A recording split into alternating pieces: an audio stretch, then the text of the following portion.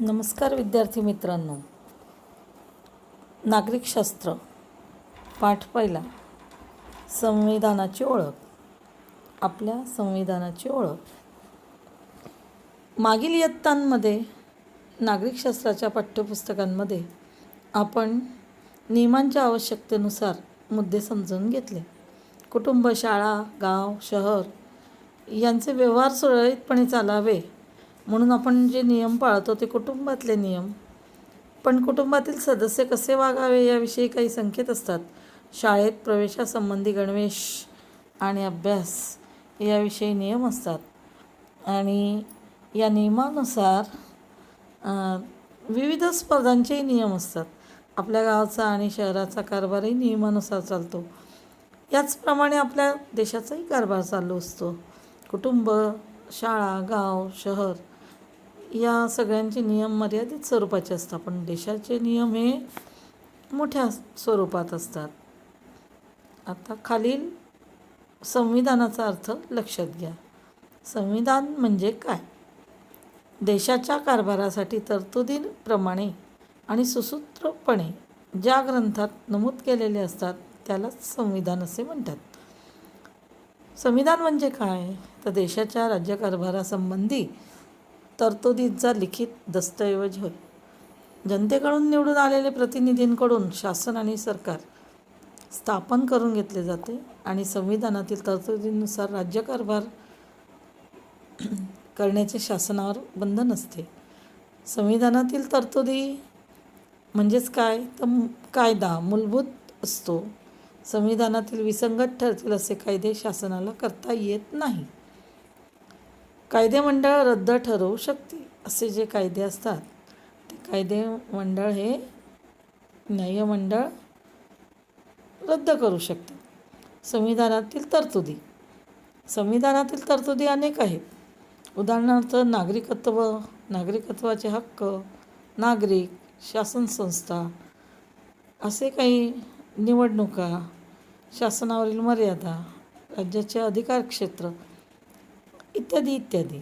संविधानानुसार राज्यकारभार करण्याचे तत्त्व बहुतेक देशांनी स्वीकारलेले आहे आणि संविधानाचे स्वरूप हे वेगवेगळे. इतिहास, समाजरचना, संस्कृती, परंपरा या बाबतीत देशादेशात भिन्नता आहे, वेगळेपण आहे. त्याचप्रमाणे राष्ट्रांच्या गरजा याही भिन्न आहेत. संविधान निर्माण करण्याचा प्रयत्न प्रत्येक राष्ट्र करते.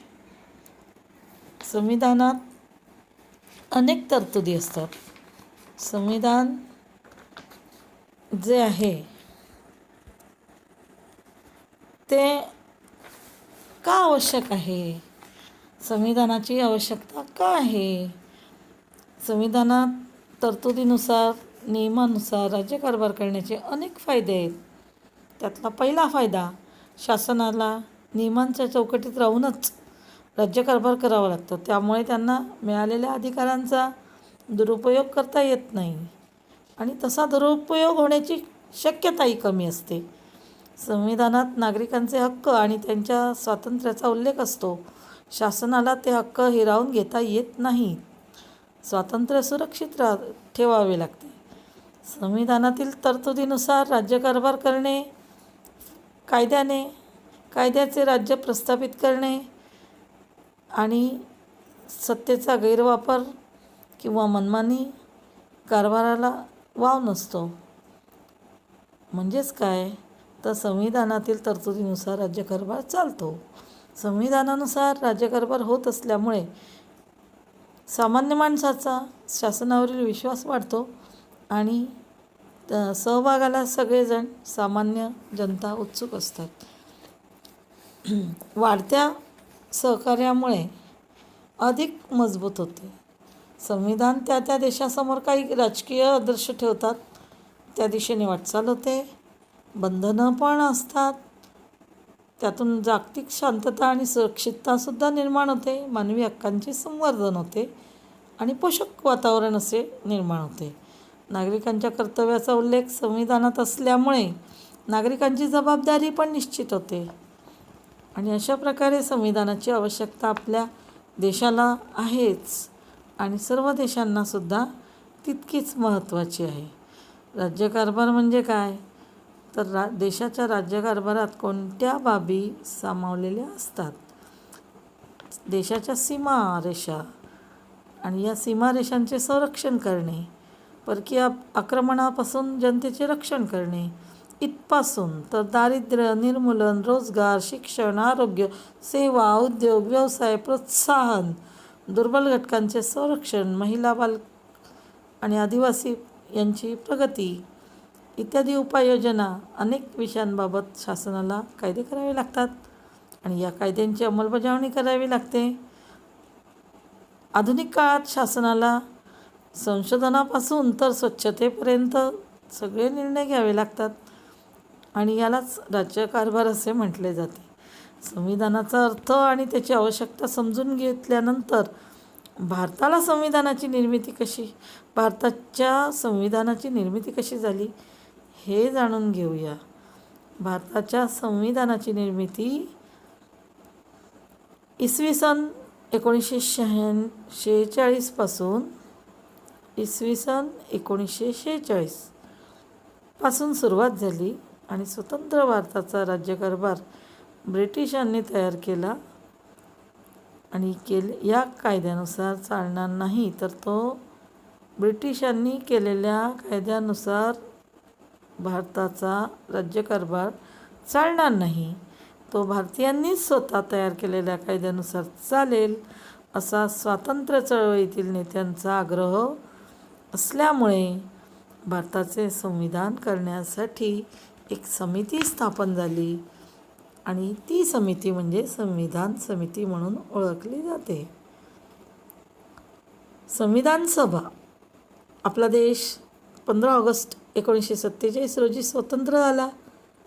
भारतावर त्यापूर्वी इंग्रजांचे राज्य होते. इंग्रज सरकारने राज्यकारभाराच्या सोयीसाठी मुंबई प्रांत, बंगाल प्रांत आणि मद्रास प्रांत असे विभाग पाडलेले होते.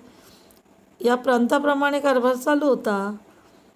त्याप्रमाणे देशातील काही भागात स्थानिक राज्यसुद्धा होते. अशा भागांना संस्थानं म्हटली जात होती. संविधान सभेत प्रांत आणि संस्थानं यांचा समावेश होता. संविधान सभेत एकूण 299 सदस्य होते. डॉक्टर राजेंद्र प्रसाद हे संविधान सभेचे अध्यक्ष होते. डॉक्टर बाबासाहेब आंबेडकरांचे योगदान. डॉक्टर बाबासाहेब आंबेडकर मसुदा समितीचे अध्यक्ष होते. डॉक्टर बाबासाहेब आंबेडकर हे मसुदा समितीचे अध्यक्ष होते. त्यांचा विविध देशांच्या संविधानाचा गाढा अभ्यास होता. अहोरात्र अभ्यास आणि चिंतन करून संविधानाचा मसुदा तयार केलेला डॉक्टर बाबासाहेब आंबेडकरांनी संविधानाचा मसुदा सभेपुढे मांडला. त्यावर कलमवार चर्चा झाली, अनेक दुरुस्त्या झाल्या आणि सुचवल्या गेल्या. संविधानाचा मसुदा संविधान सभेपुढे मांडला गेला. संविधान सभेच्या सूचनांनुसार मूळ मसुद्यात फेरबदल झालेत. प्रत्येक तरतुदी निर्दोष करण्याचे काम डॉक्टर बाबासाहेब आंबेडकरांनी केले. भारताच्या संविधान निर्मितीत या योगदानामुळे भारतीय संविधानाचे शिल्पकार म्हणून त्यांना ओळखले जाते. संपूर्ण संविधान लिहून पूर्ण झाल्यानंतर संविधान सभेने त्याला मान्यता दिली आणि त्याचा स्वीकार 26 नोव्हेंबर 1949 रोजी केला. म्हणजेच काय, तर 26 नोव्हेंबर हा दिवस संविधान दिन म्हणून साजरा होतो. 26 जानेवारी 1950 पासून संविधानातील तरतुदीनुसार राज्य चालवले गेले. म्हणजेच काय, तर 26 जानेवारी 1950 या दिवसापासून राज्य घटनेनुसार चालायला लागले. या दिवसापासून भारताचे प्रजासत्ताक राज्य अस्तित्वात आले. म्हणून 26 जानेवारी हा दिवस आपण प्रजासत्ताक दिन म्हणून साजरा करतो. भारतीय संविधानाचा मसुदा संविधान सभेचे अध्यक्ष डॉक्टर राजेंद्र प्रसाद यांना सादर करताना बाबासाहेब आंबेडकरांचा फोटो अनेकदा तुम्ही बघितला आहे. आणि या सभेमध्ये पंडित जवाहरलाल नेहरू, सरदार वल्लभभाई पटेल, मौलाना आझाद, सरोजिनी नायडू या सगळ्यांचा वाटा सिंहाचा आहे. आणि सर्वात मोठी कामगिरी डॉक्टर राजेंद्र प्रसाद आणि डॉक्टर बाबासाहेब आंबेडकर यांची संविधान निर्मितीमध्ये आहे. यानंतर नागरिकशास्त्र पाठ 2, संविधानाची उद्देशिका.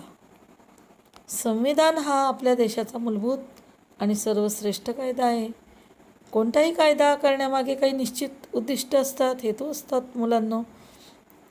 ती उद्दिष्ट किंवा हेतू स्पष्ट केल्यानंतर कायद्यातील अन्य तरतुदी या एकत्रितपणे सुसंगत रीतीने मांडता येतात. यालाच प्रस्तावना म्हणतात. या प्रस्तावनेला उद्देशिकासुद्धा म्हटले जाते. उद्देशिकेला भारतीय संविधानाची प्रस्ताविकासुद्धा म्हटलं जातं आणि सरनामासुद्धा उल्लेख केला जातो. आपण सर्व भारताचे नागरिक आहोत. आपणा सर्वांना एक देश म्हणून काय मिळवायचे आहे हे उद्देशिकेमध्ये सांगितले जाते. यातील मूल्ये, विचार आणि हेतू उदात्त आहेत. ते कसे प्राप्त करायचे याविषयी तरतुदी आहेत. संविधानाच्या उद्देशिकेची सुरुवात आम्ही भारताचे लोक या शब्दांनी केलेली आहे. भारताचे एक सार्वभौम, समाजवादी, धर्मनिरपेक्ष, लोकशाही गणराज्य निर्माण करण्याच्या भारतीयांच्या निर्धारविषयक त्यात सांगितले आहे. प्रत्येक संज्ञेचा अर्थ आपण समजून घेऊया. सार्वभौम राज्य म्हणजे काय? सार्वभौम राज्य म्हणजे भारतावर बराच काळ ब्रिटिशांनी राज्य केले. 15 ऑगस्ट 1947 रोजी ही राज्यवट संपुष्टात आली. आपला देश स्वतंत्र झाला. भारताला सार्वभौम प्राप्त झाले. देशाला योग्य असे निर्णय घेण्यास स्वतंत्र आपण झालो. एखादे राज्य परकीय नियंत्रणाखाली नसणे याचाच अर्थ म्हणजे सार्वभौम आहे. आपल्या संपूर्ण स्वातंत्र्य लढ्याचे सर्वात महत्त्वाचे उद्दिष्ट सार्वभौमत्व प्राप्त करणे. लोकशाहीत सार्वभौमत्व हे जनतेच्या हाती असते. जनता आपले प्रतिनिधी निवडते आणि त्यांना त्यांचे सार्वभौम अधिकार मिळतात. आपल्या देशाच्या अंतर्गत कोणते कायदे करावेत हे ठरवण्याचा अधिकार त्यांना मिळतो. जनतेने जनतेला निवडून दिलेले असते. शासन संस्थेचा अधिकार जनतेला आहे. समाजवादी राज्य. समाजवादी राज्य म्हणजे काय? तर समाजवादी राज्य असे की जिथं गरीब श्रीमंत अशी कुठली दरी नसते. देशाच्या संपत्तीवर सगळ्यांचा अधिकार असतो. संपत्तीचे केंद्रीकरण काही लोकांच्या हाती होणार नाही याची काळजी घेतली जाते. यालाच समाजवादी राज्य म्हणतात. धर्मनिरपेक्ष राज्य. उद्देशिकेने धर्मनिरपेक्षता हे आपले उद्दिष्ट असल्याचे सांगितले. धर्मनिरपेक्ष राज्यातील सर्व धर्मांना समान असे मानले जाते. कोणत्याही एकाच धर्माच्या आणि राज्याच्या धर्माला धर्म मानला जात नाही. नागरिकांना आपल्या धर्माचे पालन करण्याची मुभा आहे. नागरिकांमध्ये धर्माच्या आधारावर भेदभाव कधीही नसतो. 4. लोकशाही राज्य. लोकशाहीत राज्यकारभाराची सत्ता ही लोकांच्या हाती असते. त्यांच्या इच्छेनुसारच निर्णय घेतले जातात. शासनाला सर्वांच्या कल्याणासाठी आर्थिक सामाजिक निर्णय घ्यावे लागतात. रोजच्या रोज लोकांना एकत्र येणे शक्य नाही आहे. म्हणून निवडणुका घेतल्या जातात. प्रतिनिधी निवडले जातात आणि प्रतिनिधीतूनच संविधानाने निर्माण केलेल्या संसद आणि कार्यकारी मंडळ असे काही संस्था स्थापन झालेल्या आहेत आणि यातूनच निर्णय हे घेतले जातात. जनतेसाठी निर्णय हे घेतले जातात. 5. गणराज्य. आपल्या देशात लोकशाहीबरोबर गणराज्य पद्धती आहे. गणराज्यात सर्व सार्वजनिक पदं लोकांकडून निवडलेली जातात. कोणतेही सार्वजनिक पद वंशपरंपरेने नाही. राष्ट्रपती, पंतप्रधान, राज्यपाल, मुख्यमंत्री, महापौर, सरपंच यासारखी पदे सार्वजनिक असतात. त्या पदांवर विशिष्ट वयाची अट पूर्ण करणाऱ्या कोणत्याही भारतीय नागरिकाला निवडणूक लढवता येते. राजसत्ताक पद्धतीत ही पदं वंशपरंपरेने एकाच कुटुंबातील व्यक्तीकडे जातात. उद्देशिकेने सर्व भारतीय नागरिकांना न्याय, स्वातंत्र्य आणि समता ही तीन मूल्य बहाल केलेली आहेत. त्यानुसारच व्यवहार आणि कायदे होतात. मूल्यांचा अर्थ आपण समजून घेऊ. न्याय, अन्याय दूर करून सर्वांना आपल्या प्रगतीची संधी मिळवून देणे म्हणजेच न्याय. सर्व लोकांचे कल्याण होईल अशा दृष्टीने केलेली उपाययोजना म्हणजे न्याय. या न्यायामध्ये सामाजिक न्याय आहे. व्यक्तींमध्ये जात, धर्म, वंश, भाषा, प्रदेश, जन्मस्थान अथवा लिंग यावर आधारित कुठलाही भेदभाव करता येत नाही. सर्वांचा दर्जा समान असतो. आर्थिक न्याय म्हणजे काय तर भूक, उपासमार, कुपोषण आणि गरिबी यामुळे दारिद्र्यामुळे निर्माण झालेली जी समस्या आहे आणि ही गरिबी दूर करायची असेल तर प्रत्येकाला आपले कुटुंब आणि कुटुंबाचे पालनपोषण करण्यासाठी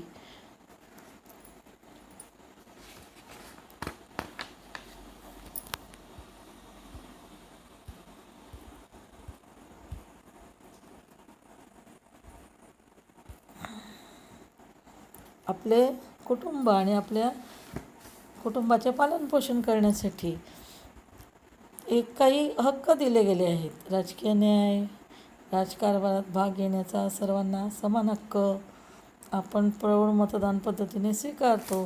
त्यानुसार वयाची 18 वर्ष पूर्ण करणाऱ्या नागरिकांना मत देण्याचा अधिकार आहे.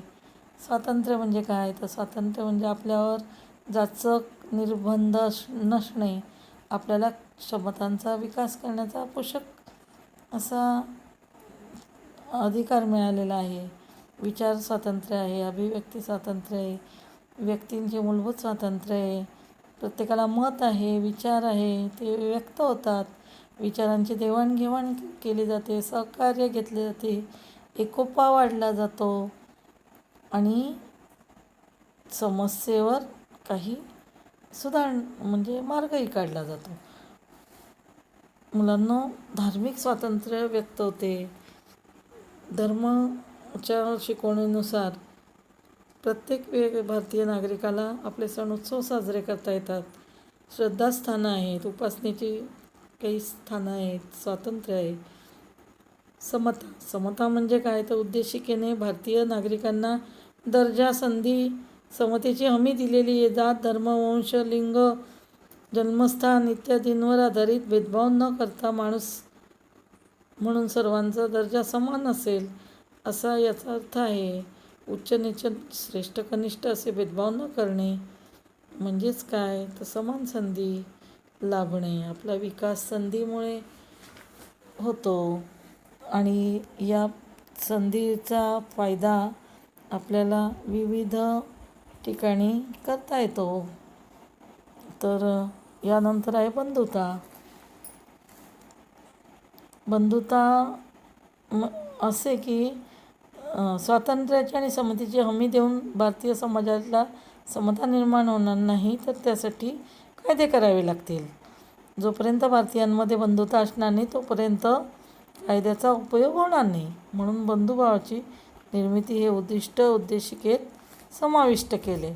बंधुता असणं म्हणजे काय तर आपल्या देशातील सर्व नागरिकांमध्ये परस्परांविषयी आत्मीयता भावना असणे, सहानुभूतीची भावना असणे म्हणजेच एकमेकांबद्दल आदर असणे, संवेदनशीलता असणे म्हणजेच बंधुता. बंधुभाव आणि व्यक्तिप्रतिष्ठा यांचा निकटचा संबंध आहे. व्यक्तिप्रतिष्ठा म्हणजे काय तर व्यक्तीला माणूस म्हणून सन्मान देता आला पाहिजे.